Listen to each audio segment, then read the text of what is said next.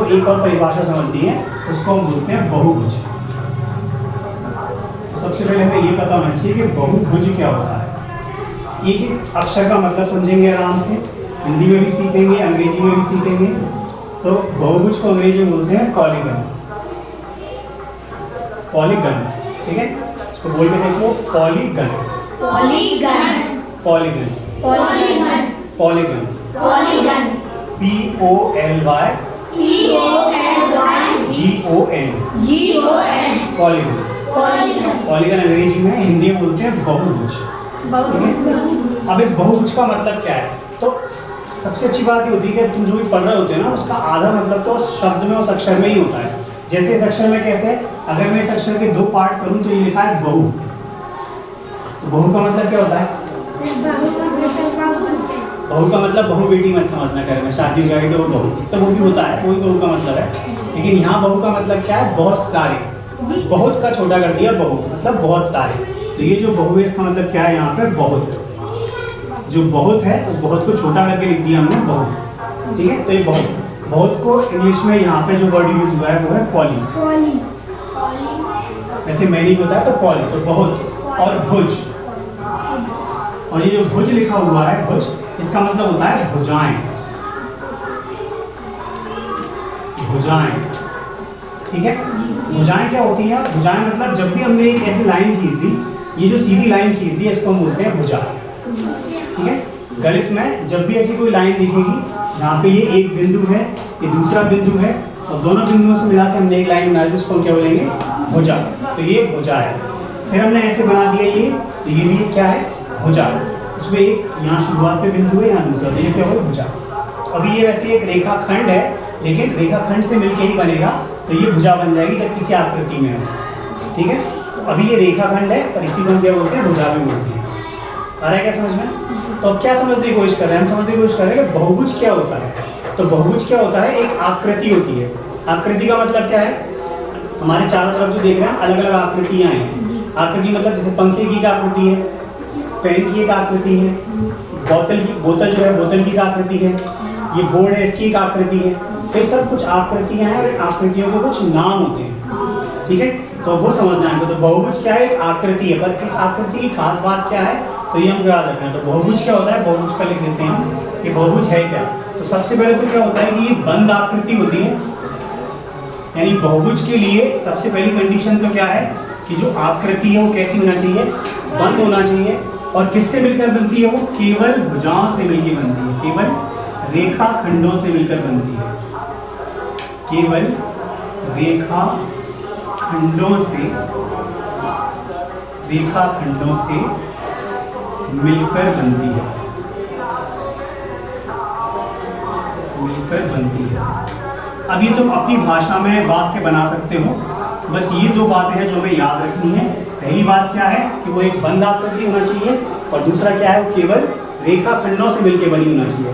अब बंद आकृति क्या मतलब है? जैसे ये मैंने बनाया रेखाखंड है, तो अब ये एक रेखाखंड बना दिया मैंने, और दूसरा बना दिया। तो मुझे बताओ ये आकृति बंद है या खुली हुई है? खुली हुई है। कैसे पता चल रहा है? क्योंकि मैं यहाँ अंदर जा सकता हूँ ना अंदर, और यहाँ से बाहर भी निकल के आ सकता हूँ। तो जब भी कोई ऐसी आकृति दिख रही है जहाँ कहीं भी अंदर जाने का और बाहर जाने का रास्ता है, मतलब वो आकृति कैसी है? खुली हुई है। अब देखो ये रेखाखंड है। अब अगर मान लो मैंने इसको ऐसे बना दिया, अब ये बताओ कि ये खुली है कि बंद आकृति है? बंद आकृति है। क्यों? क्योंकि जो इसके अंदर होगा उसको बाहर आने का रास्ता नहीं है, और जो बाहर होगा उसको अंदर जाने का रास्ता नहीं है। आ रहा है क्या समझ में? अब ध्यान से क्या समझना है, ये रेखाखंड से ही मिलके बना है, लेकिन ये जो मैंने बनाया, ये जो दिख रही है आकृति, इसको रेखाखंड नहीं बोलते। जब भी ऐसा कुछ आकृति तुम्हें दिख रही है जो टेढ़ी मेढ़ी है, ये क्या है? ये वक्र है। क्या है ये? ठीक है, कर्व लाइन है। इंग्लिश में बोलते हैं इसको कर्व। क्या बोलते हैं? CURVE, curve. Curve, CURVE, curve.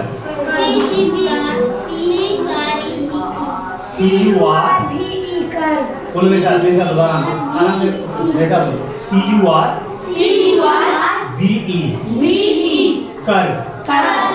CURVE, curve. Curve मतलब वक्र।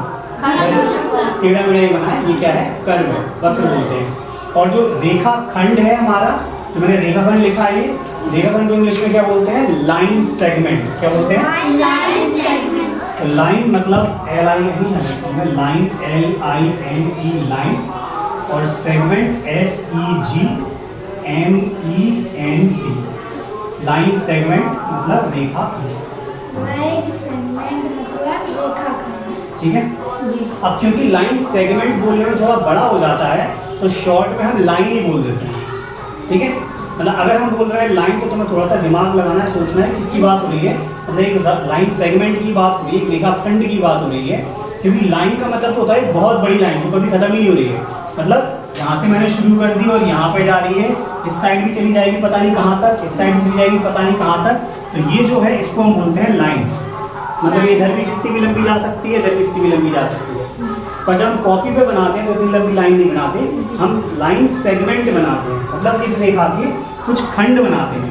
तो मैंने ये दो अगर यहाँ बिंदु ले लिए और इतना सा मैंने काट लिया इसको, तो इसको हम बोलते हैं रेखाखंड। रेखाखंड। आ रहा है समझ में? लेकिन क्योंकि रेखाखंड और लाइन सेगमेंट बोलने में थोड़ा बड़ा लग रहा है, तो शॉर्ट में जब हम बोलते हैं जनरल तो क्या बोलते हैं? लाइन ही बोलते हैं। आ रहा है समझ में? और यही लाइन जब किसी आकृति का हिस्सा बनती है मिलके तो उनको हम क्या बोलने लगते हैं? भुजाएं। आ रहा है समझ में? यही लाइन सेगमेंट जब किसी आकृति का हिस्सा बन जाएंगे तो उन्हें क्या बोलेंगे? भुजाएं। आ रहा है समझ में?